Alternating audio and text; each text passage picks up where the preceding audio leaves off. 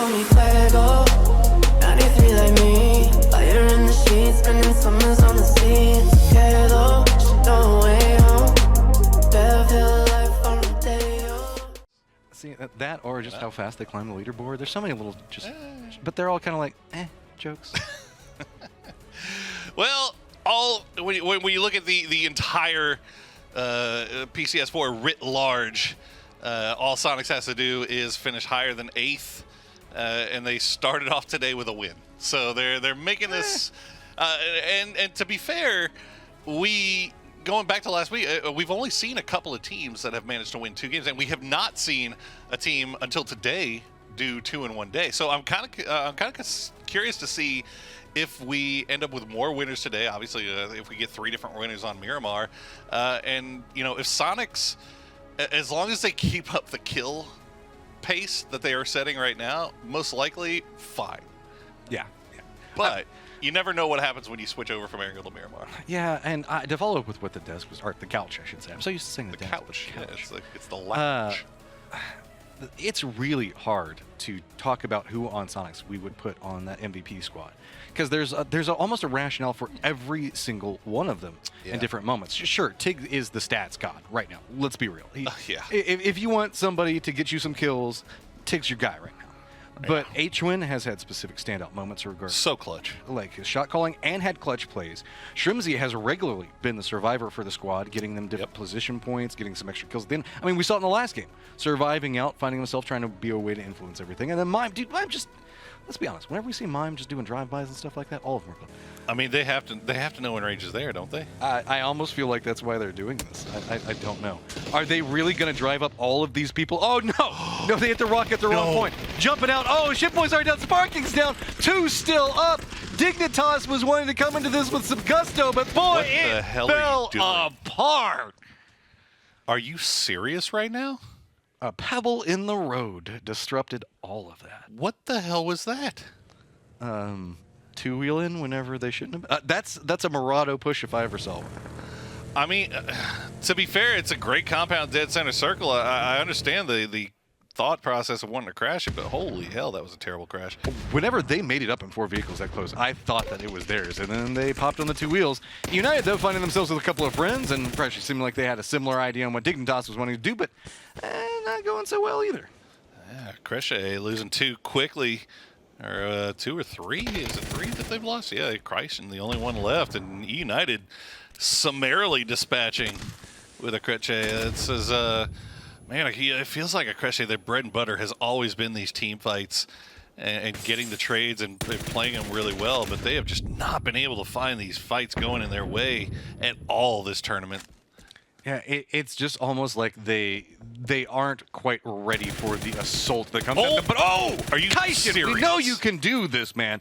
You have the capabilities. Can't he just turn this around on EUnited? He has had his position revealed. He's going to go ahead and flush on 1. 4 HP running. I mean, this is definitely an uphill battle. He knows the fact that they're going to have to make the commitment towards Waldo in a second, which means that he's essentially in a 1v1.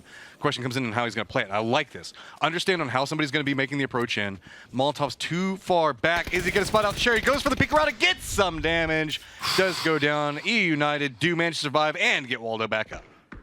Man, EUnited, if Cherry doesn't win that 1v1, and it was close. Yeah. I mean, that's another flush. That's rough, man. That's really rough. You hate to lose Valley there, and that's definitely something you got to go back to the drawing board on. But I mean, well played by Kaishin. I mean, that's great individual play. We'll see if actually EUnited has to hold off wild card as they're making a crash here on the north side as well as we check in on Veritas. And there you go, the crash coming through. Oh, EUnited yet again getting sprayed up. Oh, that's a quick exchange of both sides. Remember, the Valiant is already gone though. It's gonna put a lot more work onto EUnited's push into this. So it does make it into position. T-Sock's going to be coming in back behind this. Waldo is down. That leaves Los as the last one up.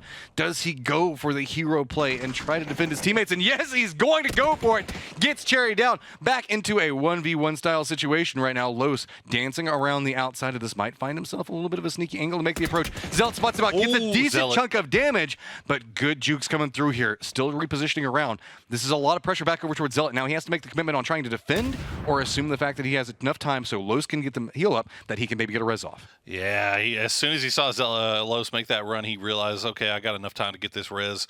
We'll turn this into a 2v1, try to even things out here a little bit. Los, though, crept up.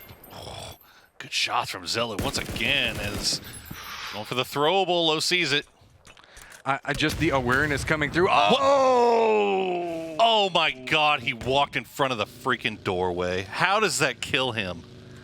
Just that smidgen of life he was still sitting at. Dodge! Oh my God. Strong grub shares. We see 22 try to make this crash onto 303. This is the late 2-2 split.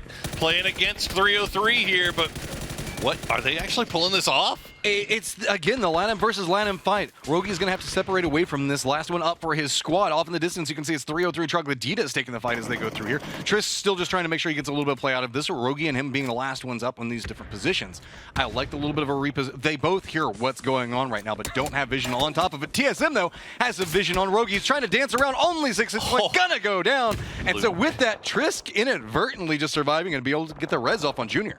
And meanwhile, the other half of 303 just absolutely destroyed Troglodytas on the push. Feiska still up. I mean, look, he's running the shotgun. He's got the Saiga. I think I know what happened here. Oh. I don't even think we need to look too far back in the black box to figure out what happened there. And now Wildcard getting grenaded into oblivion by Relo. Looks like we're going to see a Molotov take down the other members of that one. So Relo sacrificing himself to pick up a couple of kills, but... Or not sacrificing himself. I'm sorry, what was I thinking there? It was going to be T-Sock on the other angle. Gets vision on Kickstart. 1 HP. You got the backstab into it, but what do you get next? I guess shot in the head from Michael. Ooh, Michael.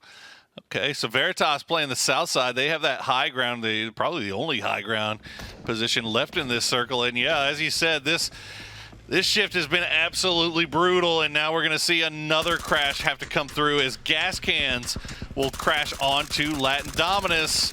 Can they hold on? Adam goes down. Scooby and Shaggy rolling through with the mystery machines trying to make a play. It's going to be one of them going down off of this one. Hikerman's going to be drawn through. Nikos as well. Oldless trying to get some type of play. Last one up for his squad. Numbers not going in his favor. LTD defended up. Maintaining control of position. Is this finally the Latin Dominus that we were expecting to see? I mean, that was always going to be a tough crash for gas cans, but I mean, that was basically held at bay by 2 from Latin Dominus, so, you know, really well played to them, and it looks like Lamp, well... He's trying. He's trying. We'll see if Luke, please, Luke, do not get knocked here. Do not get knocked and flushed. There you go. Okay, clean and clear. That's what we like to see. Patience pays off there. Penta going out and eating some of that tasty blue out there. So, when we look, you can see the way that the circle is shifted. SONIQS 303 LTD. Congratulations on making it into the top 3. We haven't even talked about SONIQS yet, have we? Oath doesn't have the best firing line for him, and Veritas is just kind of feeling this out on their approach. They're finding a perfect opportunity to send it forward, making it into the garage. Triss does connect, but that should give them enough time. I like the way that Triss is trying to make the play around this one. Danny's already got the beat onto it, trying to dance around. Does spot out, but not going to be able to take him down. It's going to be connecting shots going on all over the place. Jazza trying to hold it through. They managed to make it into position, but it's just coming to pieces since they managed to get here. I mean, they got here. There you go. Eventually will go down to Necro, actually, I think, got the last one there. As Oath now going to be sending it. SONIQS used that opportunity to send 2 across the road as well. M1ME and Hwinn still holding behind. Oath will get picked out in the field. So Latin Dominus still have 4 up. They still have the field. They're hiding, using their vehicle force, their tractors, whatever they can find. SONIQS make all 4 get across the street as well. Look at the complete and utter lack of anywhere safe to be at. You can see using vehicles right now to stack them up. It's pretty assumed that they're going to have to move more towards the center. And look at the center right now. There is nothing to hide behind and where the center is going to be for this. And it's going to be about these knocks, like what we're seeing coming out from H1. Inflict damage onto armor, onto helmets, make them burn through anything it can. Make them throw down smokes now, so that way whenever you're moving into later stages, you still have the utility to function around. I mean, I don't think Latin Dominus, I don't even know if they have the smokes to make a smoke wall to get to 303's compound. I feel like that would be the obvious move here from where Danny is, but I don't know if they have it. I don't think they have the utility, so they just kind of find themselves stuck out here, and it's a shooting gallery. Hwinn going to land another knock on the Alley RV. They can't even really commit attention this direction right now, as SONIQS is just laying down such a massive volley of bullets. The cars now exploding, flipping away, denying even more cover, and nobody from LTD has been able to step into the safe zone yet. Just the damage output and just the fear that SONIQS are pushing onto LTD has stalled their approach. Fisher finally getting a little bit of an angle to work with, but they still have to creep forward just a little bit more. And if something happens, 303 might be the team that can step out and find the angle onto him. Trisk lines up onto Danny, does manage to get the knock into him. And look at this. Okay, Necro now finally on the move, and he's going to try to come into the backside of 303. They're not looking. Actually, no. Ooh, Trisk actually coming around, but Necro finds him. Necro wins this. I've got Necro. Oh, Necro, I had faith, but alas, it did not work out for you. How Okay. close he got him, though. he wrecks 303. SONIQS still holding out LTD. They can't take 2 steps forward, man. I mean, this is SONIQS. This is SONIQS basically securing PCS 4 right here. I mean, there's no way they get 2 wins and don't finish top 8. It's just LTD, if they can find some way to get their feet under them, maybe could hope for some circle favor. But dude, just farming stats right now is almost feels like what's going on, as LTD is going to have nothing left. You can see how weakened and damaged they already are. It's just a couple of bullets to get knocks onto them now, as I think that it's just Ali is trying to say, okay, I've just got to be the last one up. I've got to make the push over into 303. 303 already knows that it's coming. SONIQS still caught up taking the shots into the smokes, so Ali does at least manage to make it right up against 303's wall, but too little, too late. That's so close to the edge of the zone, and Shrimzy's starting to step out now. What do you do? Not much, and you can see how busted up Ali is. No helmet. He does have a pretty good amount of vest left. Hey, there you go. That'll be nice. There's Shrimzy. Shrimzy just Gonna find Trisk once again. I like how Ali's like, I don't want to go that way anymore. I don't want to go that way anymore. And there you go. I mean, SONIQS, it's just not even fair at this point, man. They are just dominating literally everything in the lobby. 31 kills, about to pick up the second win unless Ali RV pulls off the most insane 1v4 we have ever seen in PUBG. I mean, we're already seeing throwables come out completely blinded. Look at the amount. This is playing with your food right now, pans. SONIQS. And pans, do it, SONIQS. I love you so much for that. Thank you. I needed that in my life. Well, you knew it was going to happen eventually. I mean, that is, if any team is going to kill you 4v1 with a pan, they're going to throw 72 flashbangs before doing it, and there you go. Hwinn actually, I think, got the final hit. It took 2 pan throws, man. Poor Ali is going to have tinnitus for the rest of his life with the amount of flashbangs that just went off in his face. I mean, what do you do about that? Like, that was, I respect it, but let's be real. That was a dominance play. I mean, what do you do about SONIQS in general? I mean, they got a little circle favor that time around, and I mean, they were ADR farming. The kills were a little bit low, but I mean, that's kind of what you expect in a game like that. But second win, I mean, they've got the most kills in the lobby this weekend. Nobody has made any effort to try to slow them down, so it's looking like a foregone conclusion. Dodge is trying. Only 2 teams have gotten chicken dinner so far, so we got 2 and 2 apiece. Analyst desk, what are we looking at for the last 2?